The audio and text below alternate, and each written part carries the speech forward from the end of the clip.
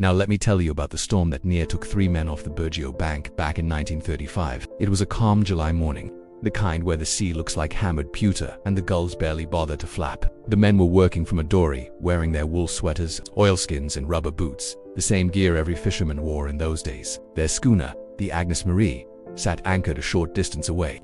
A wooden two-masted vessel common on the coast in the 1930s. They were hauling trawl lines, splitting cod, salting it in barrels, the old saltfish way that kept families alive. But the sky had a strange look to it, a greenish-black tint the old men never trusted. Before they could finish hauling their gear, the wind shifted, the air went cold, the sea darkened. Then the storm hit sudden as a slap, a gale strong enough to snap an oar clean in half.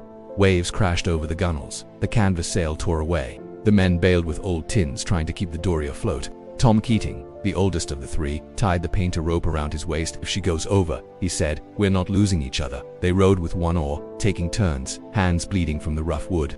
The Agnes Marie vanished behind a wall of rain. The men shouted, but the wind swallowed every sound. Then, through the storm, they saw it a tiny island, barely more than a rock. On it stood an old fishing stage, half rotted, abandoned years earlier when the cod moved farther offshore. They let the waves carry them in. The dory slammed against the rocks, but they scrambled out and dragged her above the tide. Inside the stage it was dark and smelled of old fish, but it was shelter. They found broken barrels and burned them for heat, drying their wool clothes by the flicker of the flame. By morning, the storm had passed. The sea was calm again, as if nothing had happened. They tore up old burlap sacks, tied them to the mast and made a makeshift sail. When they rounded the point into Burgeo, the church bell was ringing. The town thought they were gone, but there they were, battered and soaked. Alive because an old stage held together just long enough.